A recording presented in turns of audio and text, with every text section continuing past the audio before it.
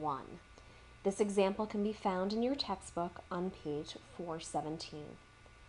In this one, we'll be doing the production budget. Peanut Fresh is the company that we'll be working with, and they tell us that peanut butter is sold in 12-ounce jars. The sales budget, which is always the first budget that's constructed, has already been created for us, and they've given us some information about our sales below. They've given us our unit sales for the first 4 months of the year, as well as their total dollar sales.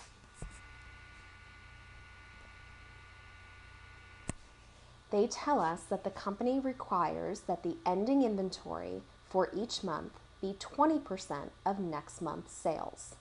And they tell us at the beginning of January, the inventory of peanut butter is 14,500 jars. When we're doing our production budget, we'll be starting with our unit sales for each month.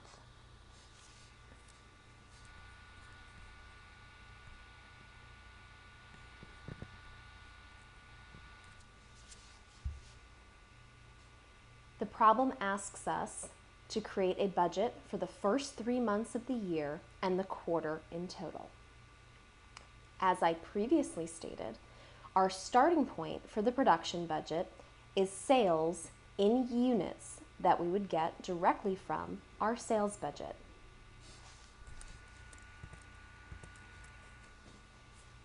The problem tells us that for January, we are budgeting to sell 48,000 jars.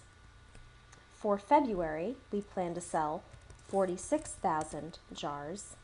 And in March, we plan to sell 55,000 jars, or 149,000 jars in total.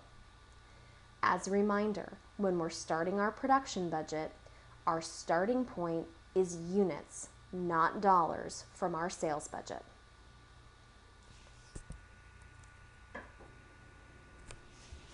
The problem then tells us that the company would like to have a desired ending inventory, meaning when they close their doors at the end of each month, they want to make sure they have some finished goods that would be available to be sold at the start of the following month. Their desired ending inventory is 20% of next month's needs. To calculate that, we simply take next month's sales and multiply it by 20%.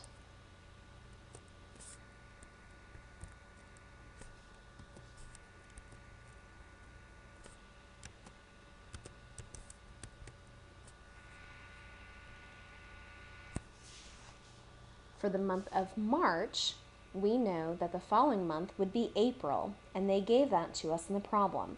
In the month of April, we plan to sell 58,000 units, and we want to have 20% of that sitting in ending inventory at the end of March.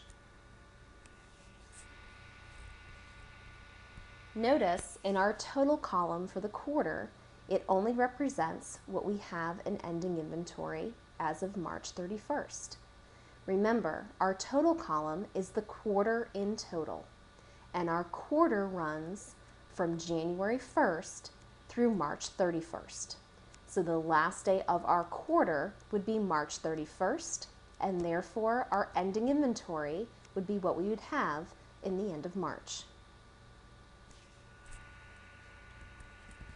We add together our sales units plus our desired ending inventory to get to our total needs for each month and the quarter in total. However, we don't actually need to produce all of these units because of our beginning inventory.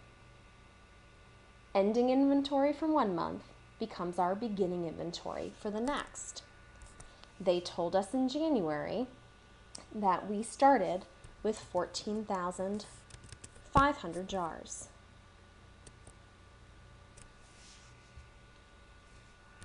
As you can see, our ending inventory from January became our beginning inventory for February.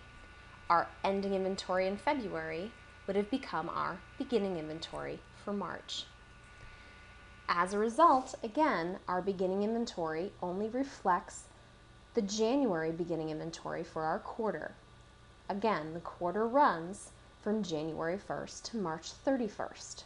Therefore, the first day of the quarter would be January 1st, and that would reflect our beginning inventory as of January 1st of the 14,500 jars.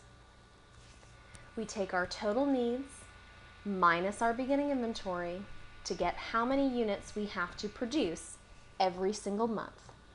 So for January, we would need to produce 42,700 units. For February, we would need to produce 47,800 completed units. For March, 55,600 completed units.